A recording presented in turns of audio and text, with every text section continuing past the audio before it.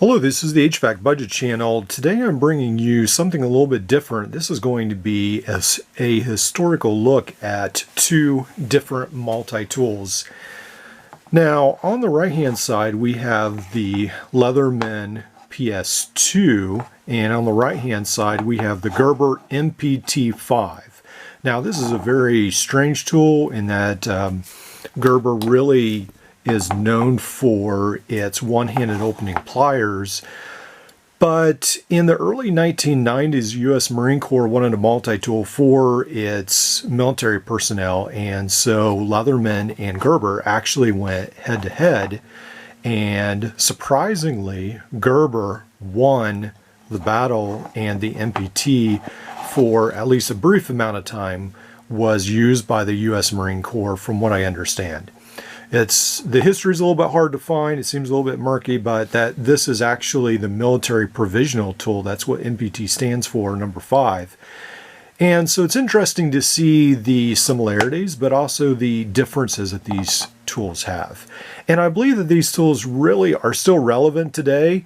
A lot of times people are trying to get slimmer multi-tools, and it seems like the opposite is happening. And so there's always this push for more tools in a smaller package, and a lot of these original tools actually have a fair amount of tools in the small package. So let's close these up and look at some of the similarities here. So the PST, this is different from the PST that would have gone head-to-head in that this has scissors, since this is a PST II. Otherwise, it's pretty much identical from what I understand. So one of the things you'll notice is there's two big differences, is that first of all, the Gerber MP2 definitely has a larger set of pliers. So I'm guessing the military would have found that attractive. They're a larger set, and they're definitely bigger. You can see the difference right there. They're a little bit bigger, and some people consider them beefier as well. So you're not going to see these pliers, from what I understand, on any other Gerber multi-tool. They were only made for the MPT, which eventually hit the civilian market as well. And as a result of the larger pliers, they've got to have very small implements on the right-hand side of the scales down here. So you'll find very small implements, whereas Leatherman, because it has a little bit of a smaller plier head, you'll notice it's able to pack a little bit larger implements, screwdrivers and so forth, into the bottom. Now, looking at the length as well, you'll notice that Gerber is definitely longer. This is going to be more almost 4.5-inch frame instead of the around 4-inch frame. You can see these rollers on the side, and Gerber right there's your 4-inch, and then almost goes up to the half-inch. So it's going to be pretty close to the 4.5-inch frame as well. So they're going to be almost identical in thickness. They're both very, very slim multi-tools. This is the Leatherman rebar, and they make the Leatherman rebar, which is a very pocketable multi-tool, almost look fat by comparison.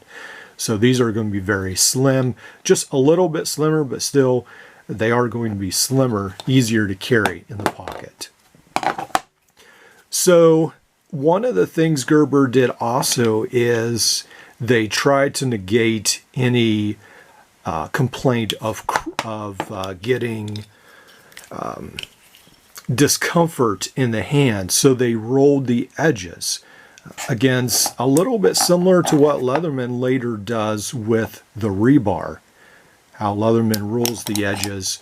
So unlike the original PST, where it's just straight right there, you'll notice that Gerber in the early 90s went ahead and rolled the edges to make it more comfortable as well. Now, one of the things I find with this Gerber is it's a little bit hard to open the pliers, which is fairly similar to the Leathermans today. Even new Leathermans, they're sort of hard to open the pliers. But this old PS2 definitely is a lot easier to open the pliers, a lot smoother opening. So let's look at some of these interesting implements. You'll find that it does have a very nice all the way down to the end, a straight blade. That's going to be different than the Leatherman PS2, which will have a serrated and then a straight edge blade as well, but sort of half and half. So interestingly enough, Gerber, which now gets complained about as having these combo blades, which some people hate. Actually, the PST, at least in the 2, started out with that as well. So then you'll notice this awl right here, which is very unique, very sharp blade, very, very sharp, just a very unique looking tool. Then you'll notice we've got this little can opener or bottle cap lifter, I guess, sort of a combo tool there with the screwdriver on the end. And then we've got this chunky little screwdriver here as well. One of the things people complain is that these Gerbers have different fit and finishes, so yours may be a little different. They didn't seem to be extremely standardized, even though they were made in the US. They sort of came out a little bit different. So then you'll have the file, and then this chunky Phillips, and then another small screwdriver as well. So we'll fan some of these tools out here. Again, some of these are very small. Of course, you've got your lanyard. I don't really consider that a tool too much, but I guess it is for some people. And then again, in both these tools, they will not be locking in these earlier tools. But I will have to say that Gerber did have a fairly good spring here in the back. It seems like when they click into place, they're not bad. They're actually, I wish the Gerber armbar that they made today was as tightly held as that. All right, so then in the Leatherman, you'll notice again, we've got this combo blade. In the PST II, the difference they make is they add a pair of scissors. That's why I bought this one, because I like that scissors were included. And then you notice that you've got these 2 screwdrivers, the thicker and the thinner pair of screwdrivers there. And then on this side, we've got our combo tool right there. We've got our Phillips, which is longer. And then we've got this tiny little screwdriver, and we've got the file. So all in all, very interesting tool set.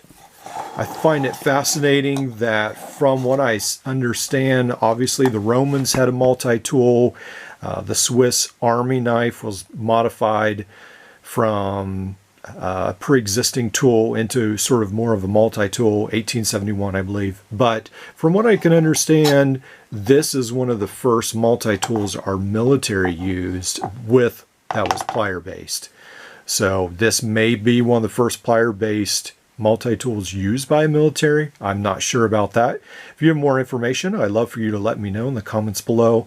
These are really good multi-tools, even, I believe, able to be used today. And they seem to have stood the test of time. The design really seems to have held up.